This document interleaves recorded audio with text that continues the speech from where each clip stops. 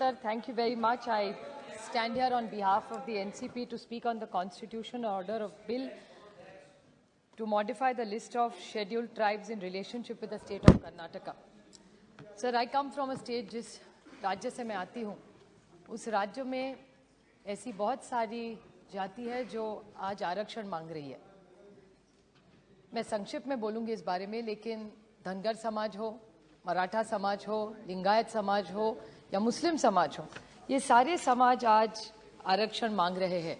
लेकिन इसमें का धनगर समाज ऐसा धनगर समाज है जो इस बिल विधेयक में आरक्षण चाहता है, जो इस बिल से ही सीमित है। इसलिए मैं मराठा, मुस्लिम और लिंगायत आरक्षण के बारे में नहीं बोलूंगी, लेकिन इस विषय तक ही सीमित रहूंगी। धनगर समाज का जो आरक्षण है, मैं परसों भी मंत्री साहब के साथ 2 बार मैं इस विषय पे बोल चुकी हूँ, लेकिन आज मेरे लिए बहुत महत्वपूर्ण इसलिए है कि ये कर्नाटक के लिए है। कर्नाटक के माननीय मुख्यमंत्री हमारे खिलाफ कुछ भी बोले, लेकिन हम उनके साथ खड़े रहेंगे, क्योंकि मुझे पता है कि ये बिल बहुत उस जाति के लिए बहुत महत्वपूर्ण है। तो आज भी सुबह कर्नाटका में हमारे कुछ मराठी लोग गए थे, जो भारतीय है, कर्नाटक में रहे या महाराष्ट्र में रहे, लोग साथ ही है, लेकिन फिर भी वो जब गए थे, उनकी असेंबली आज शुरू हो रही थी, तो उनको बहुत कुछ अच्छा बर्ताव नहीं दिया, उनका कुछ पेंडॉल वंडॉल था उसको भी निकाल दिया। लेकिन इस विषय को मैं राजनीति नहीं लाना चाहती, लेकिन कर्नाटका का भी हो तो भी हम महाराष्ट्र की तरफ से पूरा सपोर्ट करेंगे इस बिल को, और इस विधेयक पास हो इसकी कोशिश करेंगे। महाराष्ट्र में ये जो बिल है उसके लिए आज की जो ईडी सरकार है, वो सर खुद ईडी करते हैं, एकनाथ और देवेंद्र, ये देवेंद्र जी का ही स्टेटमेंट है, मैं मेरा खुद का नहीं, एनफोर्समेंट डायरेक्टली खुद को ईडी बोलते हैं। अच्छा।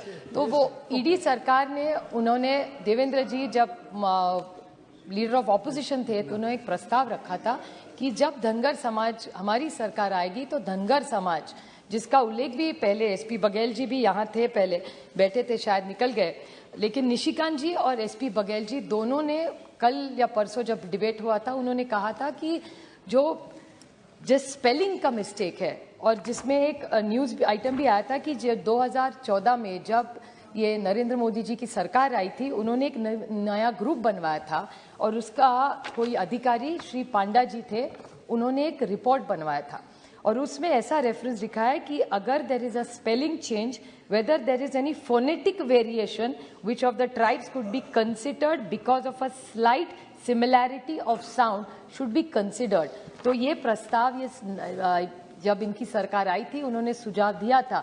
तो धनगर और धनगर जिसका उल्लेख पहले भी जब निशिकांत जी बोले थे, उन्होंने कहा था कि हर स्टेट में अलग अलग आरक्षण दिया जाता है, तो एक स्टैंडर्डाइज क्यों ना हो। तो जो मंत्री जी महोदय ने हर राज्य से लाया था, अभी हिमाचल का लाया, कर्नाटक का लाया, तमिलनाडु का लाया, तो वैसे इस देश के लिए क्यों ना एक कॉम्प्रिहेंसिव बिल लाया जाए, और उसके साथ महाराष्ट्र के बारे में क्यों ना सोचा जाए। उस दिन माननीय मंत्री जी ने एक भी कहा था कि महाराष्ट्र से कोई प्रपोजल नहीं आया था।